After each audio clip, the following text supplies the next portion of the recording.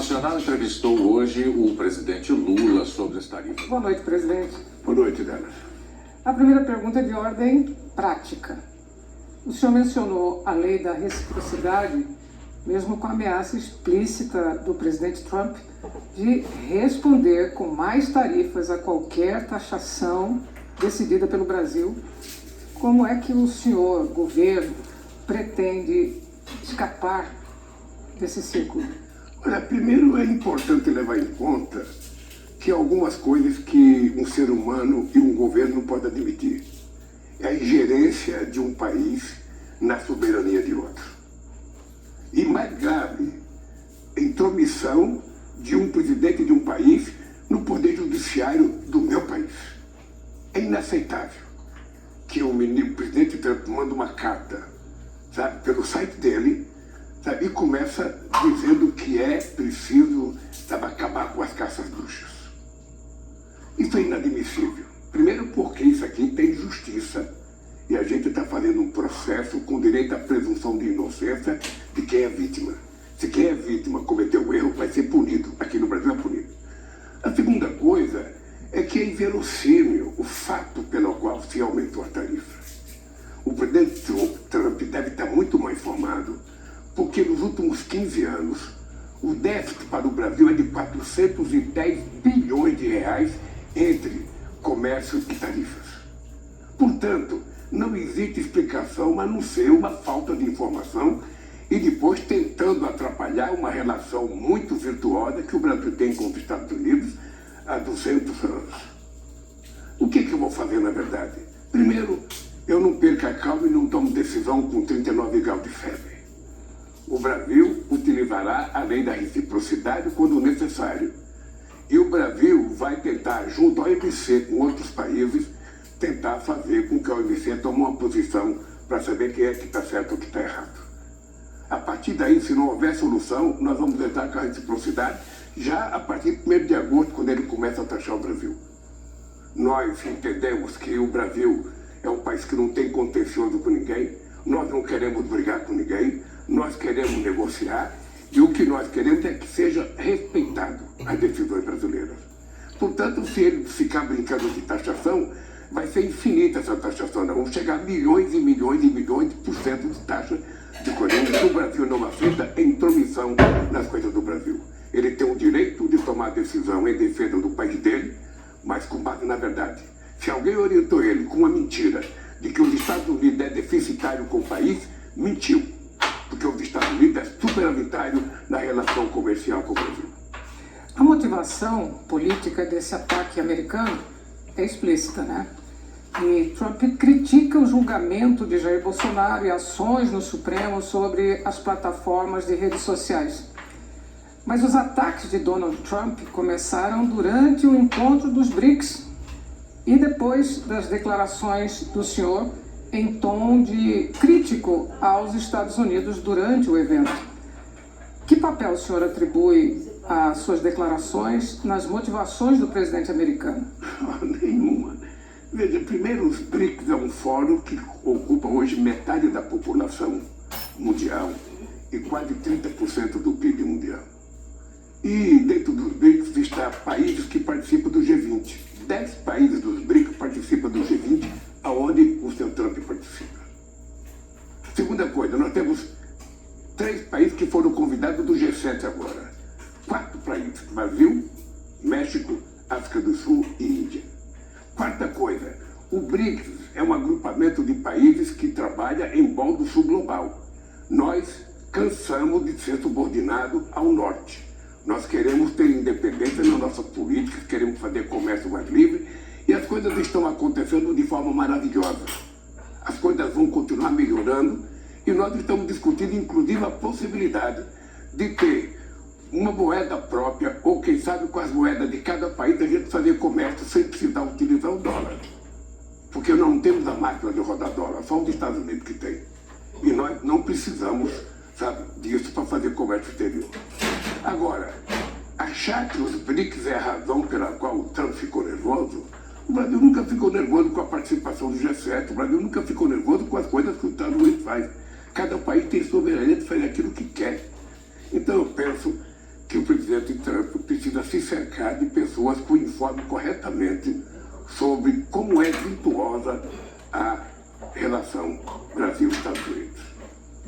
O senhor criticou Donald Trump por ingerência em questões que firam a independência das instituições brasileiras, né? Mas o senhor recebeu críticas por visitar a ex-presidente argentina Cristina Kirchner agora, né? Condenada por corrupção e por defender com cartaz a liberdade dela. Como é que o senhor responde a essas acusações de ter interferido nas questões internas de um país soberano, a Argentina? Com muita firmeza. Eu fui visitar a presidente argentina com autorização da justiça argentina. Eu só fui lá porque a justiça argentina decidiu que eu fosse visitar, atendendo um pedido da própria Cristina. E eu fui fazer uma visita humanitária. Eu nunca me preocupei que o Trump recebesse o Bolsonaro ou qualquer pessoa. É direito de cada presidente fazer o que quiser. O que não é direito é um presidente querer dar palpite na decisão de justiça de um país. Aqui no Brasil, a nossa justiça tem autonomia. O Poder Judiciário é um poder autônomo, como é o Legislativo. E aqui a gente obedece regras. O que o presidente Trump tem que saber é que se aqui no Brasil ele tivesse feito o que ele fez, sabe, nos Estados Unidos, com as eleições, ele também estaria sendo processado. E estaria sendo julgado. E se fosse culpado, ele seria preso. É assim que funciona a lei para todo no mundo. Ou seja, nós precisamos aprender a respeitar. Você nunca viu me meter numa decisão de justiça americana. Nunca viu. E o que eu espero é reciprocidade, que ele também não se meta nos problemas brasileiros. Esse ataque americano às exportações brasileiras levantou preocupações enormes nas empresas exportadoras. Que papel o senhor espera que esses setores empresariais desempenhem na formulação de uma resposta do governo aos Estados Unidos? É só importante a gente deixar claro para a opinião pública que não é uma taxação ao Brasil. Ele vem taxando todos os países do mundo desde que tomou posse. É um direito dele, mas é um direito dos países reagir. Olha, o que eu pretendo fazer? Veja, primeiro eu pretendo reunir todos os empresários que têm exportação para os Estados Unidos. Sobretudo aqueles que têm maior volume de exportação, suco de laranja, aço, sabe? A Embraer, que exporta muito para os Estados Unidos, para conversar, para ver qual é a situação deles. Nós vamos tentar fazer todo o processo de negociação que for possível fazer. O Brasil gosta de negociar, o Brasil não gosta de contencioso. E depois que se esgotar as negociações, o Brasil vai aplicar a lei da reciprocidade. E aí os empresários, eu espero que estejam aliados ao governo brasileiro, porque se existe algum empresário que acha que o governo brasileiro tem que ceder e fazer tudo o que o presidente do outro país quer, sinceramente, esse cidadão não tem, sabe, nenhum orgulho de ser brasileiro. Essa é a hora da gente mostrar que o Brasil quer ser respeitado no mundo. Que o Brasil é um país que não tem contencioso com nenhum país do mundo e que, portanto, a gente não aceita desaforamento contra o Brasil. Aqui para encerrar, presidente, o presidente Donald Trump, ele está na Casa Branca há 7 meses, né? Por que motivo o governo do senhor não fez nenhum movimento para estabelecer contato direto, mais próximo com o governo do nosso segundo maior parceiro comercial? Olha, primeiro eu mandei uma carta dando os parabéns à vitória do Trump. Eu não tenho que conversar com o Trump até agora, não tenho nenhuma razão.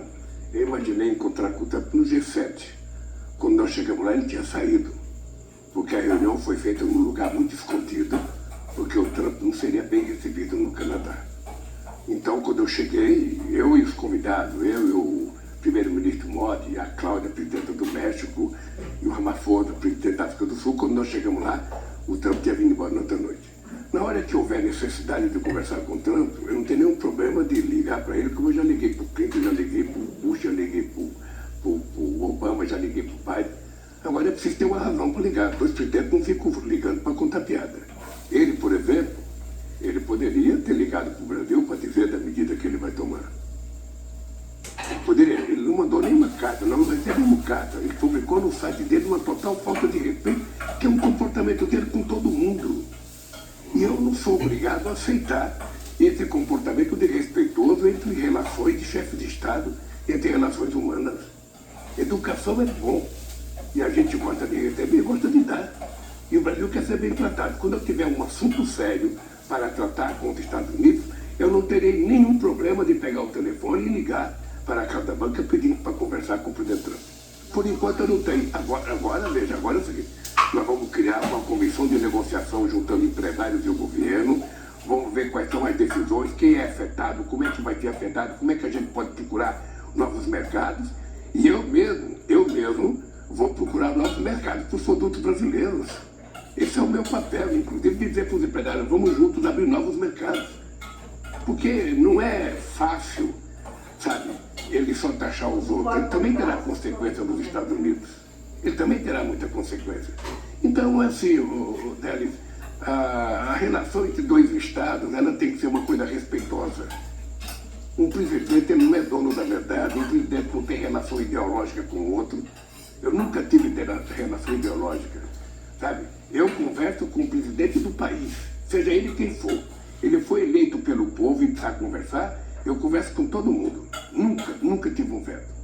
Agora, eu não tenho nada para conversar com o Trump. Aliás, ele não dá motivo para que a gente tenha nada para conversar com ele.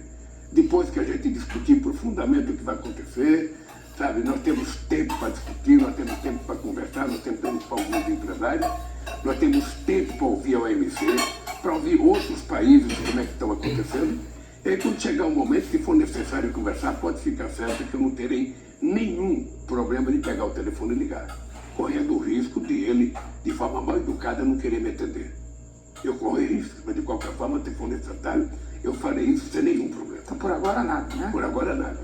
E nem chamar a embaixadora. Eu não sei, aí é um problema que o Itamaraty vai ter que tomar essas decisões. Eu acho que era importante chamar a embaixadora para tomar informações, mas é um problema que depende da decisão do Itamaraty. Eu acho que o ministro Mauro Vieira saberá cuidar disso.